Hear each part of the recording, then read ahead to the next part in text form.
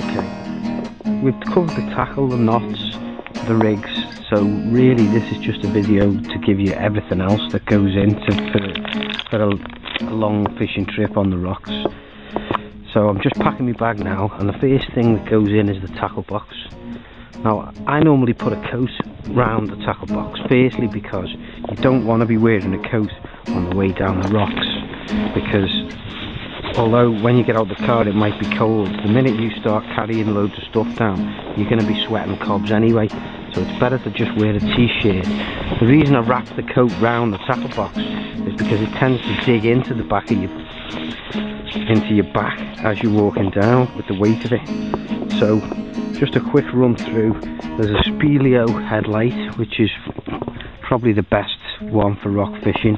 The rig wallet full of rigs and mackerel feathers. There's a small Coleman stove which is in there with the kettle and a little pan and a cup, some food. There's a reels, tea bags and sugar, sun cream, a knife, sunglasses. They're all going to be packed away. Then you've got the cooler box, which is going to have the bait and the milk in it, frozen bait. One of these, I find for every man you need one of these full, just as a rough basis of say an 8-hour trip. That would normally cover one person. The rod bags obviously got the rods in, the rod stand, a long handled gaff, just in the case that you get something that's so big that you can't get it in by hand. I never use a gaff unless I really have to, unless the fish is so big that I can't actually pick it out. And I always leave one rod set up just to walk down with.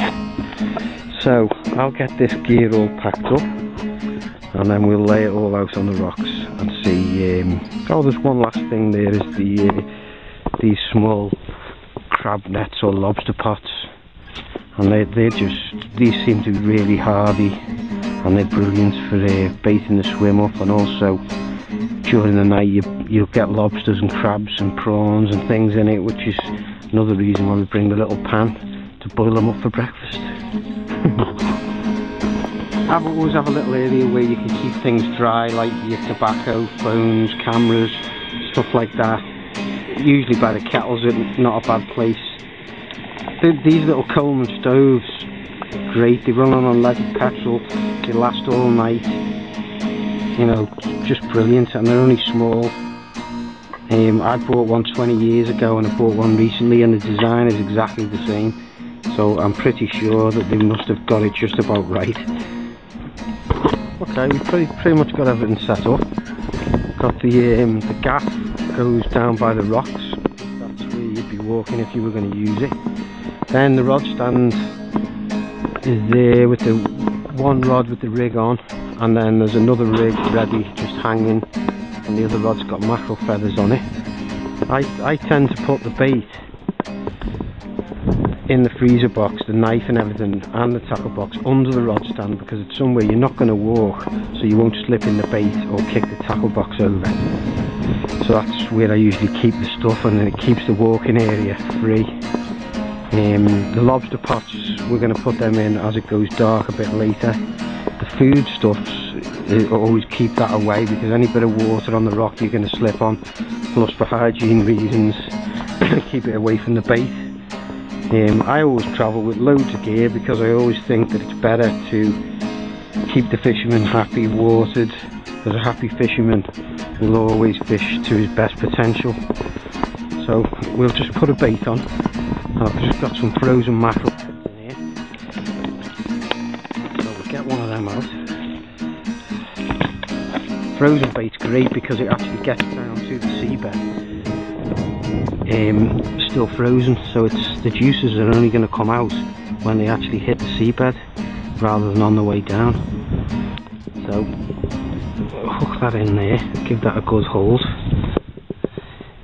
Just a few extra holes in it so that when it does defrost down there, it'll release a bit like a tea bag. Okay, now with these big hooks, the bait shield, sometimes you've got to actually bend it a little bit so that it will actually come back off again. So we'll just bang it. It's coming down towards low water, so it's perfect time really. This is a multiplier reel, so we're just going to lob one out there and see what happens.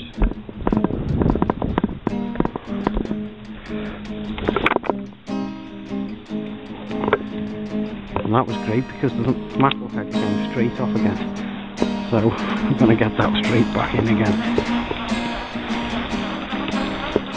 The bail arm's been taken off this reel, so it's much easier to cast, but what it means is you've got to wind it back in yourself. There's no level wind to help. Well, it might have not been the bait that came off, it might have been the weight. I don't know how that happened.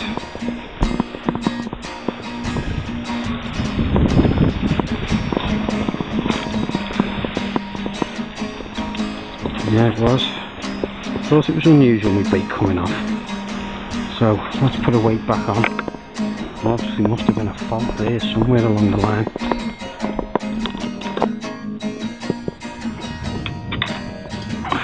Right. I'm going to forget about the rotten bottom part of it. Just clip a weight straight back on again. Let's get this back out there before it fully defrosts.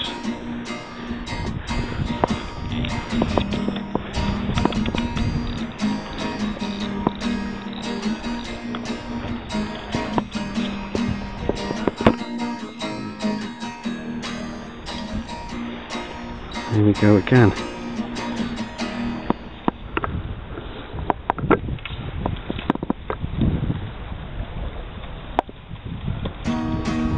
Right.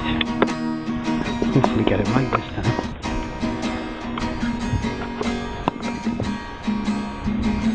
And there's a major mistake waiting to happen there. The line, always check that the line is running clear through the reels, through the eyes.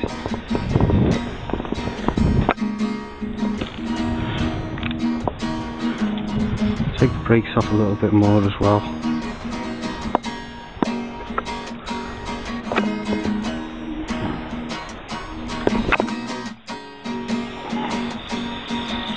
That's a bit better. You can see there's a lobster pot there, which is going to be an absolute nightmare because it's right where we want to fish. I'm sure it's on the full extent of its rope, so it should be alright.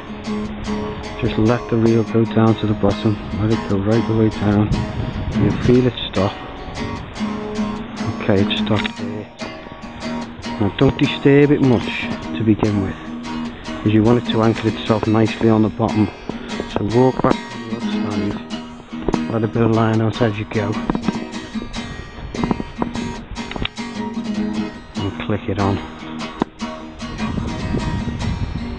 As I say, don't give it much of a pull while it's settling.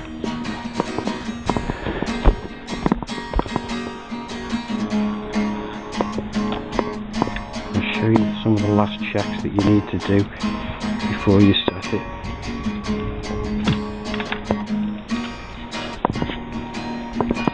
So put the rod in the stand. Set the clutch. On this reel there's an actual alarm, so you can click that on so that when it does pull off, or if it does pull off, it will make a clicking noise. It's important when you're going for big fish to make sure your clutch is set right. And this is where we're going to sort this out now. A nice bend on the rod. One of the last checks that you must do before you finally set it is go to the sea where the line is going in and give it a good pull so that you know that the whole rod stand's not going to pull over, and it will actually give line and let the fish take line. Right, so now I'm going to set the other rod up and then we'll see if we catch anything.